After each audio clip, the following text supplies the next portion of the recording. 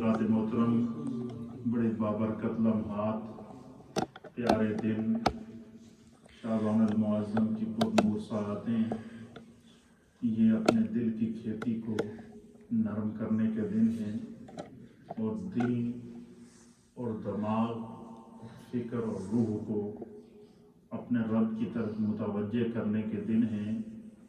انہی دنوں کے اندر ہم نے اپنے دل کی کھیتی کو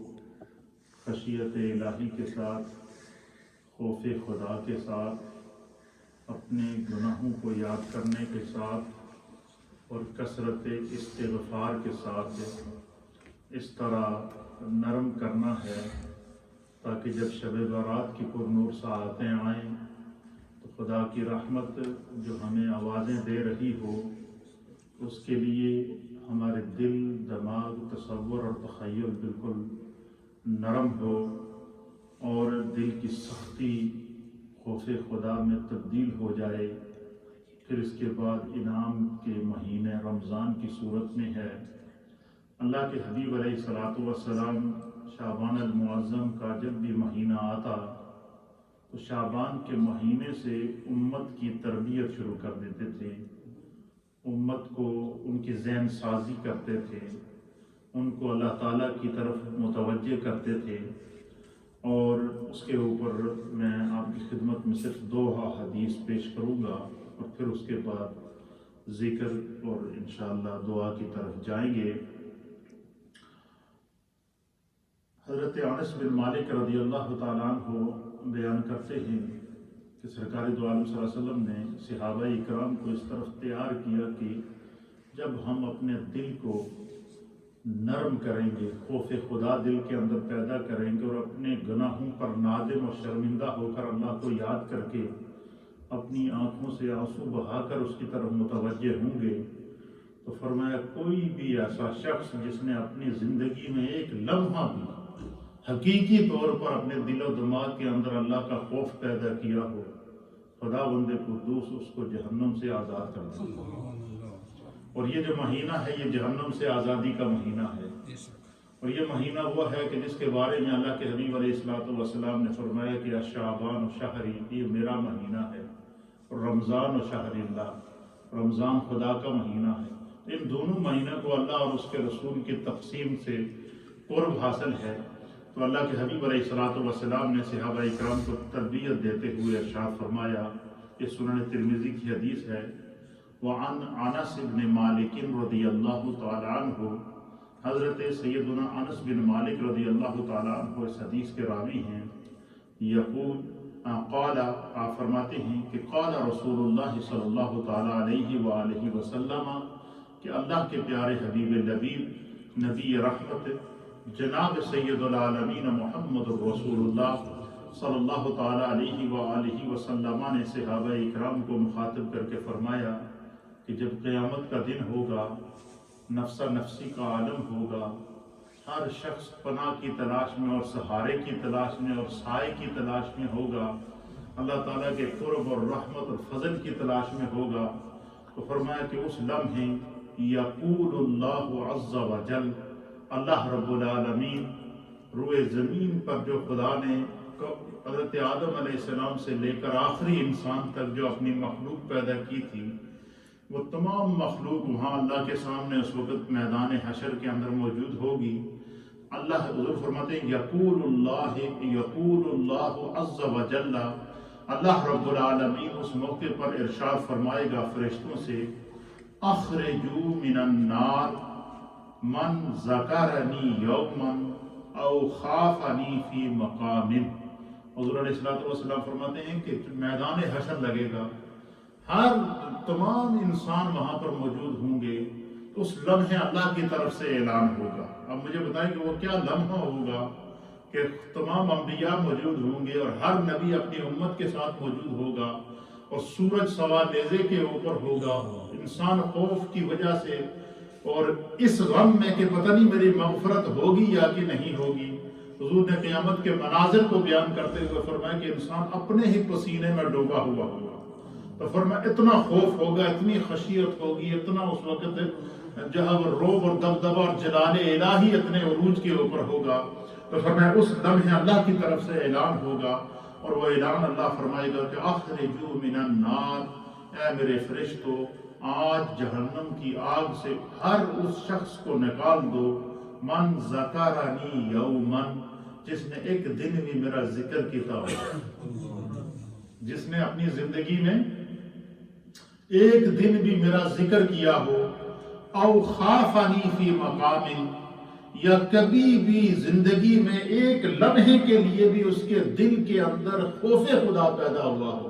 اس غرض سے کہ میں اللہ مجھے معاف کر دے، میرے گناہوں کو معاف کر دے، خدا مجھے جہنم سے آزاد کر دے۔ یہی وجہ ہے کہ اللہ کے حبیب علیہ السلام اکثر یہ دعا فرمایا کرتے تھے، اور صحابہ اکرام کو ترغیب دیا کرتے تھے کہ جب بھی اللہ سے دعا کرو تو یہ ضرور دعا کیا کرو کہ اللہم اجرنا من النار، یا اللہم اجرنی من النار، کہ اللہ جہنم کی آگ سے اور اس کے عذاب سے ہمیں نجات عطا فرمانا۔ تو سرکار فرماتے ہیں کہ جس نے پوری زندگی میں خدا کا ذکر کیا ہو اور اس کے دل کے اندر ایک لمحے کے لیے بھی خوف خدا پیدا ہوا ہو اور ایمان کی حالت میں وہ اس دنیا سے گیا ہو، اللہ تعالیٰ اس کو جہنم سے اعلان کر کے فرشتوں کے ذریعے نکلوائے گا۔ دوسری حدیث ہے وعن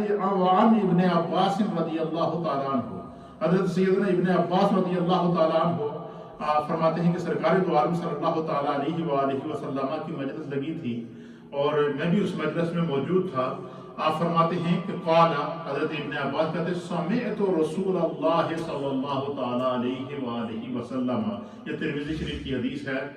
امام حاکم نے بھی اس حدیث کو نقل فرمایا ہے۔ اسی طریقے سے یہ حدیث جو ہے مستدرک کے اندر بھی ہے، مسند شہاب کے اندر بھی حدیث موجود ہے، مسند امام احمد بن حنبل کے اندر بھی یہ حدیث موجود ہے، دیگر محدثین نے اس حدیث کو نقل فرمایا ہے کہ حضرت ابن عباس کہتے ہیں کہ میں نے خود رسول اللہ صلی اللہ تعالیٰ علیہ وآلہ وسلم کو فرماتے ہوئے سنا، حضور علیہ السلام نے قیامت تک آنے والی اپنی امت کو مخاطب کر کے فرمایا یقول، سرکار دو عالم صلی اللہ علیہ وسلم نے فرمایا عینان، حضور نے فرمایا دو آنکھیں ایسی ہیں لا تمسہما النار، حضور نے فرمایا کہ دو آنکھیں ایسی ہیں کہ جن کو کبھی جہنم کی آگ نہیں چھوئے گی۔ کیا فرمایا کہ عینان، دو آنکھیں ایسی ہیں لا تمسہما النار، ان آنکھوں کو کبھی جہنم کی آگ نہیں چھوئے گی۔ پھر سرکار دو عالم صلی اللہ علیہ وسلم نے فرمایا کہ وہ کون سی دو آنکھیں ہیں وہ بھی میں تمہیں بتا دیتا ہوں۔ فرمایا کہ عین، ایک آنکھ وہ ہے بکت من خشیت اللہ، کہ ایک آنکھ وہ ہے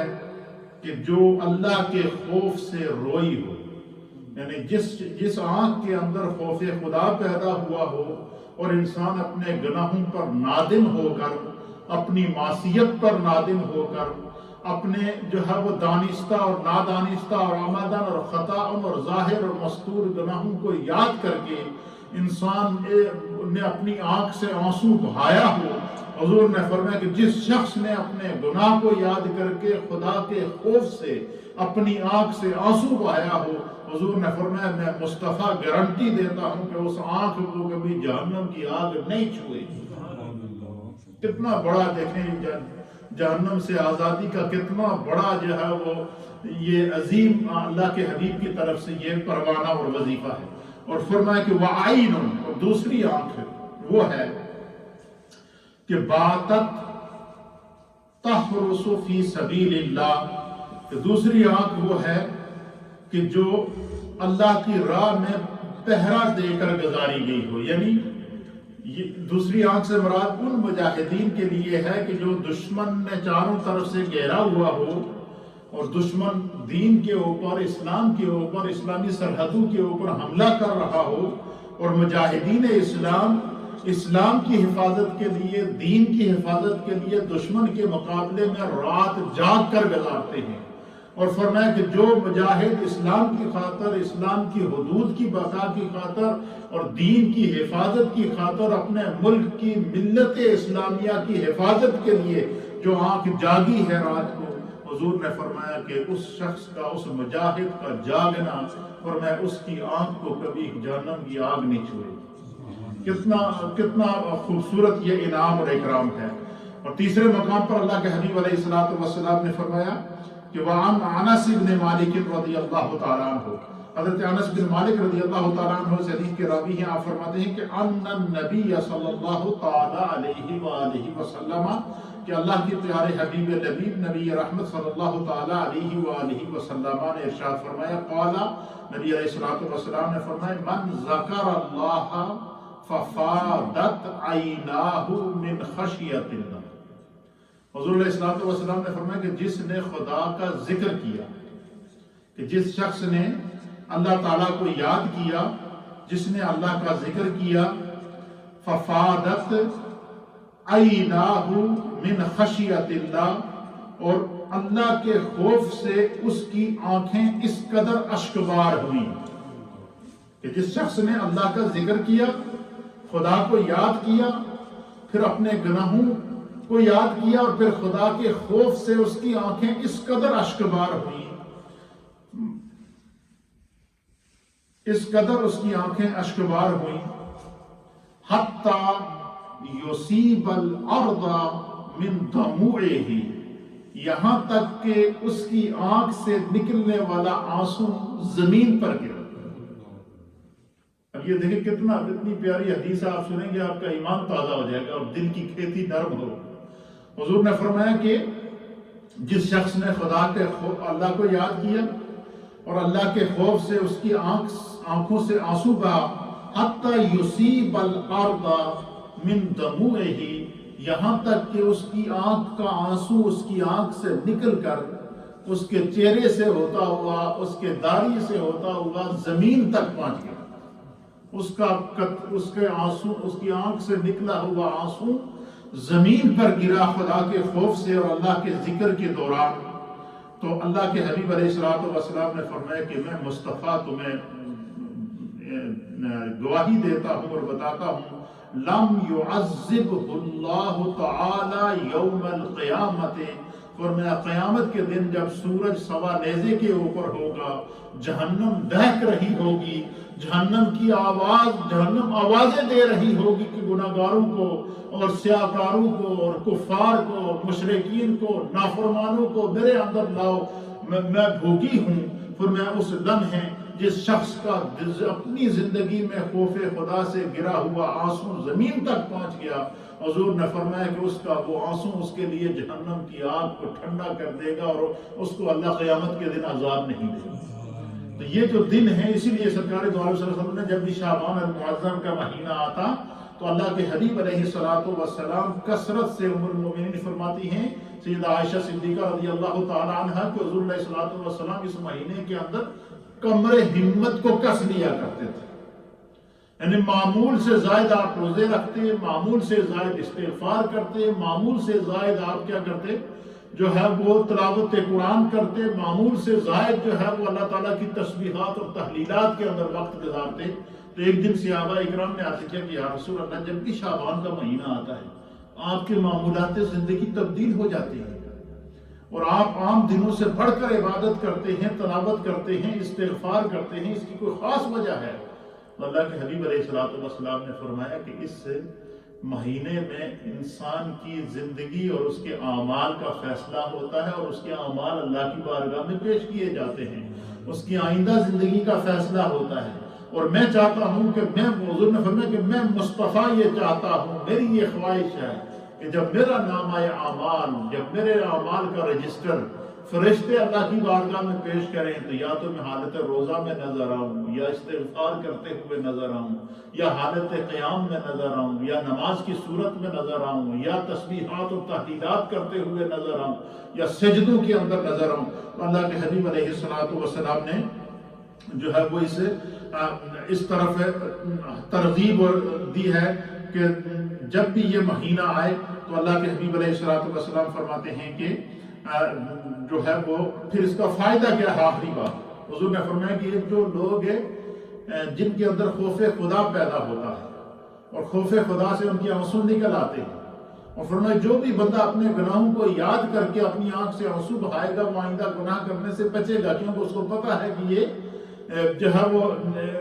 گناہ کی وجہ سے میری جو ہے وہ مغفرت کینسل بھی ہو سکتی ہے۔ تو فرمایا کہ اللہ کے حبیب علیہ السلام نے فرمایا کہ جس شخص نے یہ عادت بنا لی، کتنا ہی گناہ گار کیوں نہ ہوگا، اللہ تعالیٰ کے حبیب فرماتے ہیں کہ خدا اس کے لیے کبھی توبہ کا دروازہ بند نہیں کرتا۔ آخری بات حضرت ابو ہریرہ رضی اللہ تعالیٰ عنہ بیان فرماتے ہیں قال رسول اللہ صلی اللہ تعالی علیہ وآلہ وسلم، اللہ کے حبیب علیہ السلام نے فرمایا کہ قال اللہ عز وجل، حضور فرماتے ہیں کہ میرے رب نے مجھ سے براہ راست فرمایا۔ اب دیکھیں یہ جو اس حدیث کو کہتے ہیں کہ یہ جو حدیث ہے یہ وہ حدیث ہے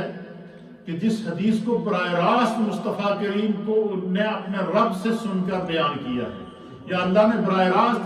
اس حدیث کو اپنے نبی پاک کی امت کے لیے خوشخبری کے طور پر حضور علیہ السلام کو بیان فرمایا، اور حضور علیہ السلام نے اس حدیث کو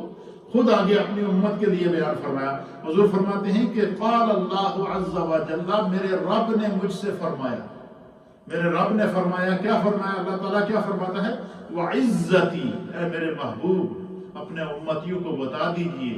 کہ آپ کا رب کہتا ہے وَعِزَّتِي، اللہ فرماتا ہے مجھے میری عزت کی قسم۔ اب آپ اندازہ لگائیں کہ وہ کیا عمل ہوگا جس کو بیان کرنے سے پہلے خود رب قسم کھا رہا ہے، وہ بھی اپنی عزت کی قسم کھا رہا ہے۔ حضور نے فرمایا کہ قال اللہ عز وجل، اللہ عز وجل نے فرمایا وعزتی، مجھے میری عزت اور جلال کی قسم،